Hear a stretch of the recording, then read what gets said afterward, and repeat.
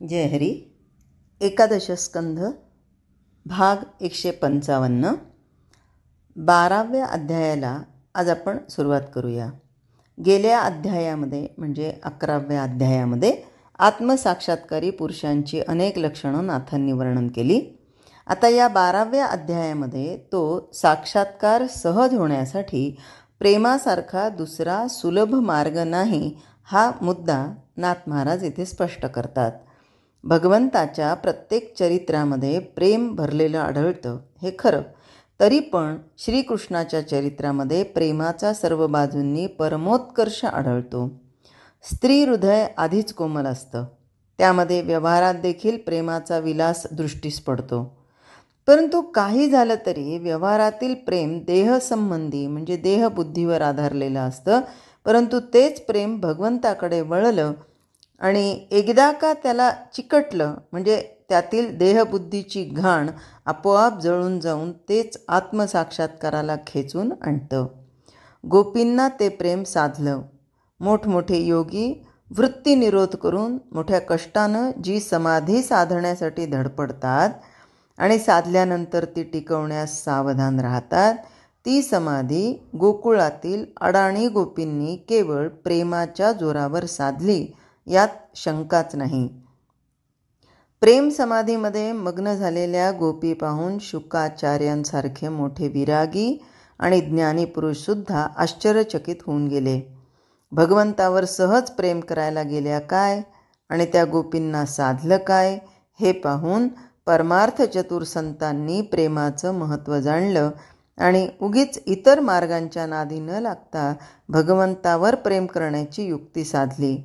हे अद्भुत प्रेम स्वतः अनुभवल्यामुळं श्री ज्ञानेश्वर महाराजांसारखा ब्रह्मविद्वरिष्ठ स्वतःला गोपी म्हणून घेण्यात धन्यता मानतो.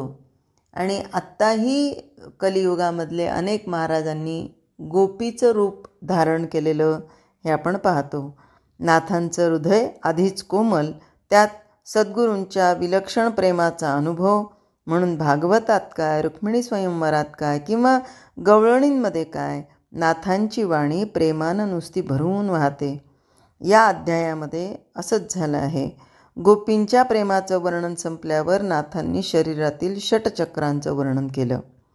परा, पश्यंती, मध्यमा, वैखरी या वाणींचं निरूपण करून अनुहत नादाचं वर्णन केलं आणि शेवटी सद्गुरूंवर कसं प्रेम करावं याचं अत्यंत सविस्तर विवेचन करून नाथांनी हा अध्याय संपवला आहे. वास्तविक प्रत्येक अध्यायामध्ये साधकाला अत्यंत उपयोगी पडणाऱ्या अशा काही ना काहीतरी सूचना दिल्याशिवाय नाथ महाराज थांबत नाहीत. तरी पण काही अध्यायांमध्ये विशेषतः संतांचं वर्णन किंवा भगवंताच्या प्रेमाचं लक्षण सांगण्याचा प्रसंग आला असता नाथांच्या स्फूर्तीला अधिकच बहर येतो. या अध्यायात तसंच झालं आहे. म्हणून आपल्या म्हणजे साधकांनी काय करावं तर साधकांनी हा अध्याय सूक्ष्मपणे वाचल्यास त्याला साधनाच्या दृष्टीनं फार मार्गदर्शन होईल असं खरं तर नाथांचंच मत असावं. आता हा झाला 12व्या अध्यायामध्ये काय काय आहे त्याचा परिचय. आता इथून आपल्याला 12व्या अध्यायामध्ये नाथ महाराज काय म्हणतात ते बघायचं आहे. श्री सद्गुरू म्हणजे साक्षात आत्मस्वरूपाचा अनुभव हे मागेच सांगितलं नाथांनी. सामान्य मानवी अनुभव स्थलकालांच्या मर्यादेमध्ये वावरतो, तरी तो इतका विविध अंगांनी नटलेला दिसतो. मग आत्मानुभव तर बोलून चालून अनंत आणि ज्ञानमय असल्यामुळं त्याचं वर्णन करता करता सत्पुरुषांची वाणी थकते. यात नवलते काय. या अध्यायाच्या आरंभी नाथांनी सद्गुरूंवर वसंताचं रूपक रचलं असून तद्रूपतेनं प्राप्त होणाऱ्या ज्ञानमय साक्षात्काराचं वर्णन केलं आहे. ज्या क्षणी ज्ञाता भगवंताशी तद्रूप होतो त्याच क्षणी देहबुद्धीच्या कक्षा ओलांडून जीव ज्ञानावस्थेत जातो. तिथे अज्ञानाची सगळी लक्षणं आपोआप अंतर्धान पाहून एका आनंदाशिवाय दुसरं काहीही सुचत नाही. ही तन्मयता साधण्यास योगमार्गानं जाणाऱ्या साधकांना 6 चक्र भेदून जावं लागतं. त्याचंही वर्णन नाथांनी केलं आहे. नाथ महाराज म्हणतात की ओंकाररूपी श्री सद्गुरूंना म्हणजे वसंताला नमस्कार करतो.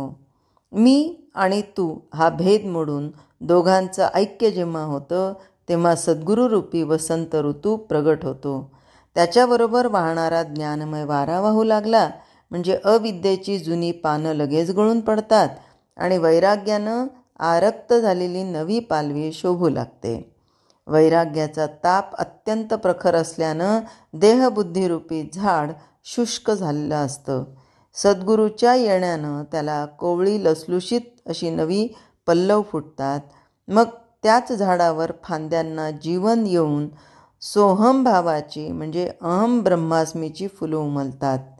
त्या फुलांमध्ये भक्तिरूप मकरंद पुष्कळ असतो.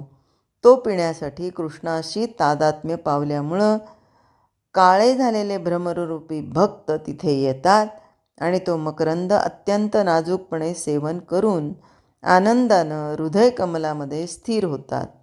हृदयकमलात असं शिरून स्थिर झालेले भक्तच सुषुम्नेच्या मार्गानं 6ही चक्र ओलांडतात आणि कुंडलिनीच्या साह्यानं थेट सहस्त्रदल कमलात मिसळतात. आता आपल्या शरीरामधले ज्या 7 चक्र आहेत त्यात मूलाधार चक्राला 4 पाकळ्या, मग कोणत्या याला 5, कोणत्या याला 6, 7 असं करत करत एक एक चक्रामध्ये किती पाकळ्या आहेत असं सांगितलेलं.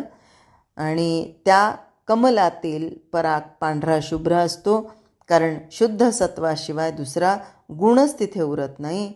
आता हे सहस्त्रदल कमलामधलं सांगतायत वर्णन की तिथे स्थिर झालेला जीव आनंद कल्लोळानं उन्मत्त होतो.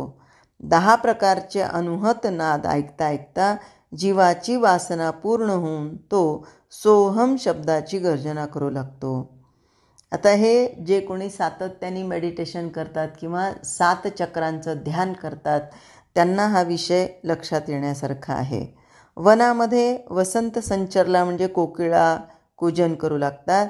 तसंच अनुभवाच्या क्षेत्रात गुरुकृपा प्रगट झाली म्हणजे मुमुक्षू मोर अत्यंत प्रेमानं पिसारा उभारून नाचू लागतो. तसंच गुरुच्या नामाचा उच्चार करतो यमनियमरूपी कोकिळा आपलं मौन विसर्जन करून प्रेमानं मधुर गाऊ लागतात. आता नाथ महाराजांनी इथे सद्गुरूलाच वसंत ऋतूची उपमा दिली. त्या अनुषंगानं या सगळ्या पद्धतीचं ते वर्णन करतात. त्याचप्रमाणे भक्तीच्या निर्मल सरोवरात नवविधा भक्ती कमलिनी विकसित होतात. त्या स्वच्छ पाण्यात स्नान करण्यासाठी उतरलेले भक्त सारखे डुंबत राहतात. त्या सरोवराच्या 2 तीरांवर जीव आणि शिव चक्रवाकांच्या जोडीप्रमाणे विहार करत असतात किंवा विरहात असतात. विहार करता करता विरहामध्ये असतात आणि म्हणून सद्गुरूरूपी ज्ञानसूर्य त्यांना एकत्र आणतो. इतर वृक्षांना देखील नवजीवन प्राप्त होऊन जिकडे तिकडे भक्ताच्या जीवनात आनंदाचं साम्राज्य पसरतं. भक्ताच्या जीवनातील सर्व अंगांमध्ये एका आनंदाशिवाय दुसरी कसलीच अनुभूती त्याला येत नाही. पण हे सगळं केव्हा होतं? जेव्हा त्याला वसंत ऋतूची उपमा दिलेला असे सद्गुरू प्राप्त होतात तेव्हा. आणि मग त्यावेळेस या जीवाला शिवाची ओढ लागते आणि म्हणून त्याला विरह हा क्रिएट होतो म्हणजे निर्माण होतो, तयार होतो त्याच्या मनामध्ये. जोपर्यंत आपल्याला एखाद्या चांगल्या गोष्टीची माहितीच नाही आहे तोपर्यंत ती चांगली गोष्ट अविनाशी आहे, अमृता समान आहे, ही प्राप्त व्हावी असं मनामध्ये विचारच येऊ शकत नाही ना. मग जेव्हा ज्या भक्ताला सद्गुरू प्राप्त होतात म्हणून त्या जीवाला शिव प्राप्त व्हावा अशी ओढ लागते, कारण त्याला ज्ञानरूपी सूर्य असणारे सद्गुरू प्राप्त झालेले आहेत आणि हेच सद्गुरू या जीवाला आणि शिवाला एकत्र आणण्याचं कार्य करतात. पण जेव्हा हे एकत्र येतात, आता हे संतांच्या बाबतीत झालेलं आहे. आपण सर्वसाधारण म्हणजे बद्ध, मुमुक्षू आणि साधक असं स्वतःला म्हणू, पण ते अजूनही साधना त्यामध्ये इतकी सातत्यता नाही आहे.